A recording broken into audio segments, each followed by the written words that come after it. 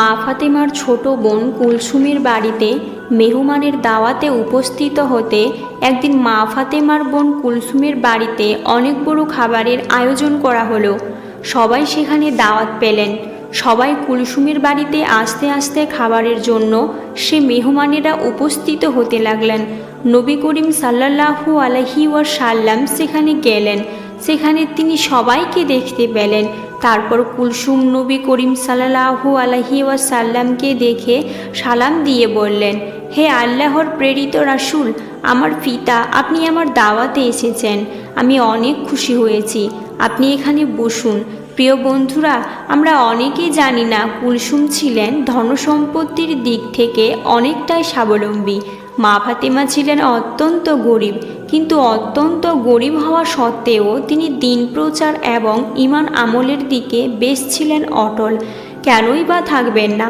মা ফাতেমা হলেন জান্নাতের সর্দারিনী। তিনি জান্নাতুল ফেরদাউসের সকল জান্নাতি নারীদের প্রতিনিধিত্ব করবেন। কুলসুমের বাড়িতে বিভিন্ন রকমের খাবারের আয়োজন হতে লাগলো। মহানবী সাল্লাল্লাহু আলাইহি ওয়াসাল্লাম বললেন, মা কুলসুম, তুমি তো সবাইকে এখানে আমন্ত্রণ জানিয়েছো। সবাইকে এখানে আমি দেখতে পাচ্ছি।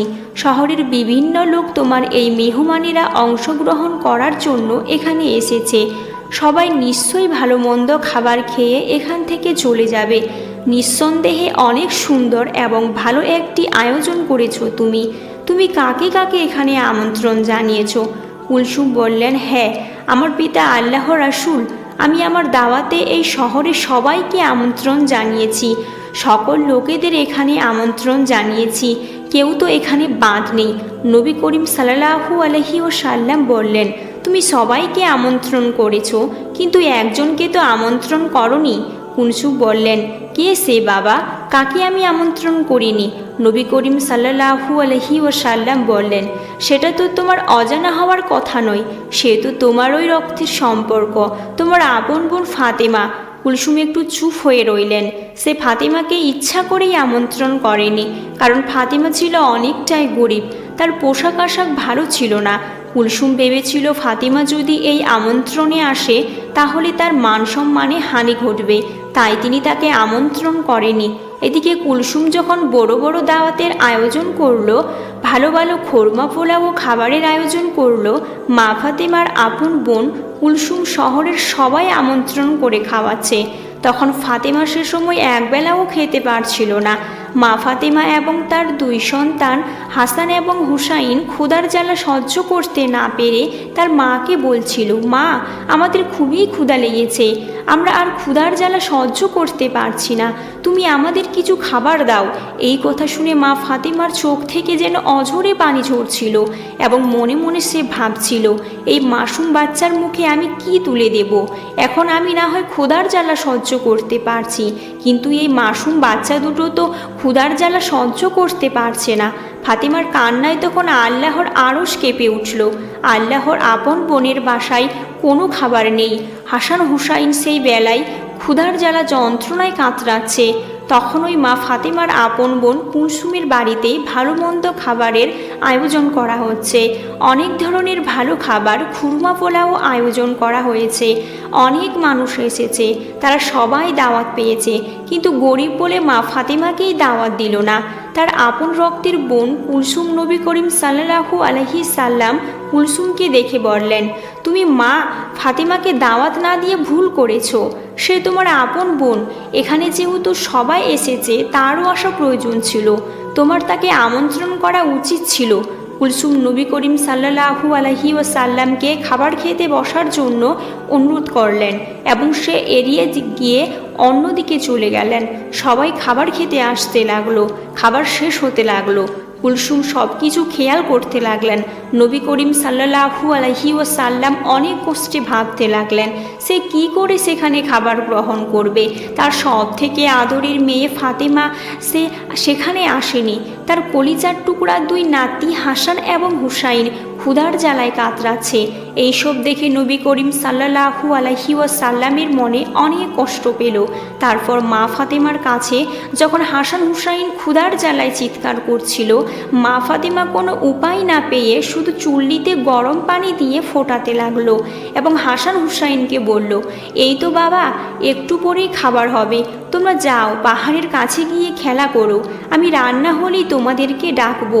আসলে চুলায় কোনো খাবার ছিল না, শুধুই ছিল গরম পানি, যেগুলো মা ফাতেমা চুল্লিতে ফুটাচ্ছিলেন।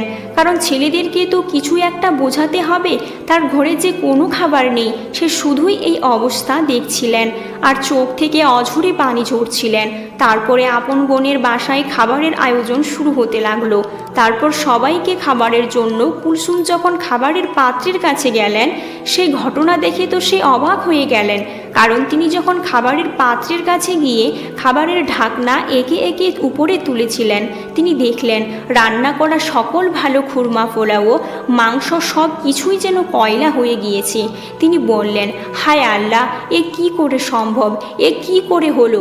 একটু আগেই তো সকল খাবার রান্না হয়েছিল, খাবার রেখেই আমি আমার পিতার সাথে কথা বলছিলাম, এখন সকল খাবার কেন কয়লা হয়ে গেল? কার অভিশাপে এমন হলো? শহরের বিভিন্ন মানুষ এখানে খেতে এসেছে, সবাই খাবারের জন্য অপেক্ষা করছে। আমি যদি এখন তাদের খাবার না দিতে পারি, আমার মান সম্মান কিছুই থাকবে না। এই কথা ভাবতে ভাবতে দৌড়ে কুলসুম নবী সাল্লাল্লাহু আলাইহি ওয়াসাল্লামের কাছে গেলেন। তিনি তার পিতাকে বললেন, হে আমার পিতা, আমি এখন কি করব? আমার সামনে অনেক বিপদ, এমন কেন হলো আমি কিছুই ভাবতে পারছি না। মহানবী হজরত মুহাম্মদ সাল্লাল্লাহু আলাইহি ওয়াসাল্লাম তার মেয়ে কুলসুমকে বললেন, কেন মা, কি হয়েছে? তোমাকে এত হতাশাগ্রস্ত লাগছে কেন? আমাকে খুলে বলো। কুলসুম তখন বললেন, আমি যে খাবার আয়োজন করেছিলাম সে খাবার বাবুর্চিটা রান্না করছিল, এখন দেখছি সকল খাবার কয়লা হয়ে গিয়েছে। আমি এখন আপনার সাথে কথা বলে সবাইকে খাবার দেওয়ার জন্য খাবারের কাছে গেলাম এবং গিয়ে খাবারের পাত্র থেকে একে একে ঢাকনা উঠালাম, দেখলাম সকল খাবারের কয়লা পরিণত হয়েছে। এখন আমি কি খাওয়াবো এই আমন্ত্রিত অতিথিদের? তাদের আমি কি দেব? আপনি আমাকে সাহায্য করুন, আমি কি করতে পারি? নবী করিম সাল্লাল্লাহু আলাইহি ওয়াসাল্লাম সব কিছু বুঝতে পারলেন। তিনি বললেন, মা কুলসুম, তুমি অনেক বড় ভুল করে ফেলেছো, যে ভুলের জন্য আল্লাহর আরশ পর্যন্ত কেঁপে গিয়েছে। আল্লাহ অনেকটাই তোমার উপর নারাজ হয়েছেন, আর তিনি এই জন্যই নারাজ হয়েছেন যে তুমি তোমার আপন বোন ফাতিমাকে গরিব বলে এই দাওয়াতে আমন্ত্রণ করনি। সে দিন আনে দিন খায়, তার মাসুম বাচ্চা হাসান হুসাইন ভালো মন্দ তো দূরের কথা, দুবেলা পেট ভরে খেতেও পারে না, অথচ আপন বোনের ছেলেদের তুমি তোমার দাওয়াতে আমন্ত্রণ করনি। শহরের সকল মানুষকে তুমি আমন্ত্রণ করেছো, আর সে গরিব বলে তার পোশাক আশাক ভালো নাই বলে তুমি তাকে আমন্ত্রণ করনি। সে মনে মনে অনেকটাই কষ্ট পেয়েছে, তার মাসুম বাচ্চারা ক্ষুধার জ্বালায় যন্ত্রণায় কাতরাচ্ছে। এই ঘটনা আল্লাহর আরশে পৌঁছে গিয়েছে, আল্লাহ নারাজ হয়েছে তোমার উপর, তাই তোমার ওপর সকল খাবার সে কয়লায় পরিণত করে দিয়েছে। তখন কুলসুম বললেন, হায় আল্লাহ, আমি তো এটা ভাবিনি। এ আল্লাহর নবী, আপনি কিছু একটা করুন, সমাধান দিন আমাকে। নবী করিম সাল্লাল্লাহু আলাইহি ওয়াসাল্লাম বললেন, এর উপায় একমাত্র মা ফাতেমার কাছেই আছে, তিনিই পারবেন সকল সমস্যার সমাধান করতে। নিশ্চয়ই আল্লাহ সমস্যার সমাধান করে দিতে পারেন। তখন কুলসুম দৌড়াতে দৌড়াতে মা ফাতেমার বাড়িতে গেলেন। সেখানে গিয়ে তিনি মা ফাতেমাকে ডাক দিলেন। মা ফাতেমা তার বাড়ি থেকে বের হয়ে আসলেন। তখন মা ফাতেমা বললেন, হে আমার বোন, তোমাকে এতটা হতাশাগ্রস্ত দেখাচ্ছে কেন? এই অসময়ে তুমি আমার বাড়িতে কেন? আজ তো তোমার বাড়িতে অনেক বড় খাবারের আয়োজন করেছো তুমি। তখন কুলসুম কান্না করে দিলেন এবং মা ফাতেমাকে বললেন, হে আমার বোন, তুমি আমাকে ক্ষমা করে দিও। আমার দাওয়াতে আমি সবাইকে আমন্ত্রণ করেছি, তোমাকে আমন্ত্রণ করতে পারিনি। আমি অনেক বড় ভুল করে ফেলেছি। তখন মা ফাতেমা বললেন, না না, ঠিক আছে, আমি নিতান্তই অনেক গরিব মানুষ, শহরের ধনী মানুষেরা তোমার আমন্ত্রণে এসেছে, আমি ওখানে গেলে তোমার মান সম্মানে হানি হতে পারে, এটা আমি বুঝেছি। প্রিয় বোন আমার, তোমার উপর আমার কোনোই অভিমান নেই। তখন কুলসুম বললেন, এখন এসব কথা বলার সময় নয়, তুমি আমাকে ক্ষমা করে দিও, তোমাকে আমন্ত্রণ করিনি, তাই মহান রব্বুল আলামিন আমার ওপর নারাজ হয়েছেন। আমি যখনও সবাইকে খাবার দিতে যাব, দেখি আমার সকল খাবার কয়লায় পরিণত হয়ে গিয়েছে। তুমি এখনও সেখানে চলো, আমাদের পিতা নবী করিম সাল্লাল্লাহু আলাইহি ওয়াসাল্লাম সেখানে রয়েছেন। হে বোন আমার, তুমি যদি এখন ওইখানে উপস্থিত না হও, তাহলে এই সমস্যার সমাধান কখনোই হবে না। আমি এই শহরের কাউকে খাবার দিতে পারবো না। শহরের সবাই এখনও ওখানেই উপস্থিত রয়েছে, তাদের কাউকে খাবার দিতে না পারলে তোমার আপন বোন কুলসুমের মান সম্মান থাকবে না। এই কথা শুনে মা ফাতেমা বলল, ঠিক আছে, আমি তোমার কষ্টের কথা বুঝতে পেরেছি। বোন আমার, তুমি হতাশা হইও না, চলো দেখি কি করা যায়। এই বলে হাসান হুসাইনকে নিয়ে মা ফাতেমা কুলসুমের বাড়ির দিকে রওনা হলেন। তারপর কুলসুমের বাড়িতে গিয়ে মা ফাতেমা দেখলেন মহানবী হজরত মোহাম্মদ সাল্লাল্লাহু আলাইহি ওয়াসাল্লাম মা ফাতেমার অপেক্ষায় মেহমানের উপস্থিতিতে সকলেরও সামনে দাঁড়িয়ে রয়েছেন। মা ফাতেমা সেখানে গিয়ে আল্লাহর নবীকে সালাম দিয়ে বললেন, হে আমার পিতা, আমার সালাম গ্রহণ করবেন। মহানবী হজরত মোহাম্মদ সাল্লাল্লাহু আলাইহি ওয়াসাল্লাম মা ফাতেমার সালামের উত্তর দিয়ে বললেন, মা ফাতেমা, তুমি এসেছো? আমি তোমারই অপেক্ষা করছিলাম। মা ফাতেমা বলল, হ্যাঁ বাবা, আমি এসেছি। কুলসুম আমার বাড়িতে গিয়েছিল আমাকে রাখতে, ওই আমাকে নিয়ে আসলো। নবী করিম সাল্লাল্লাহু আলাইহি ওয়াসাল্লাম বললেন, হ্যাঁ, তোমার বোনের ঘোর বিপদ, সে একটি ভুল করে ফেলেছে। আমি নিজেও জানি তার এই কাজটি করা ঠিক হয়নি। মহান রব্বুল আলামিন তোমার কষ্টে তিনিও ব্যথিত হয়েছেন। তোমার বোন কুলসুম একটি ভুল করে ফেলেছে, সে তোমাকে আমন্ত্রণ করেনি এখানে, সে অহংকারে বসে এই পাপ কাজটি করে ফেলেছে। মহান রব্বুল আলামিন তোমার দুঃখ কষ্ট দেখে তিনি নারাজ হয়েছেন। আজকে এই দাওয়াতে শহরে গণ্যমান্য ব্যক্তিরা উপস্থিত হয়েছে, তারা আজকে দুপুরে দাওয়াতি আহার গ্রহণ করবে বলে, কিন্তু তারা কি করে খাবে? মেহমানের জন্য যে সকল খাবার রান্না করা হয়েছিল, সেই সকল খাবার ওই কয়লায় পরিণত হয়ে গিয়েছে। এই কথা শুনে মা ফাতেমা অবাক হয়ে বললেন, আমি তো আমার বোনকে কখনোই অভিশাপ দেইনি, এমনটি কেন হলো? মহানবী হজরত মুহাম্মদ সাল্লাল্লাহু আলাইহি ওয়াসাল্লাম তখন বললেন, মা ফাতেমা, তুমি অভিশাপ দাওনি ঠিক আছে, অভিশাপের প্রয়োজনও পড়েনি, কিন্তু হাসান হুসাইনের ক্ষুধার যন্ত্রণা মা হিসেবে তোমার আহাজারি আল্লাহ রাব্বুল আলামিনের আরশকেও কাঁপিয়ে দিয়েছে। তাই এই মেহমানের যে সকল খাবার রান্না করা হয়েছিল, তার হুকুমে সকল খাবারই কয়লা হয়ে গিয়েছে। এখন তোমার বোন অনেকটাই চিন্তায় পড়ে গেছে যে এত সব আমন্ত্রিত অতিথিদের যদি সে খাবার না দেয়, তাহলে তার মান সম্মান থাকবে না।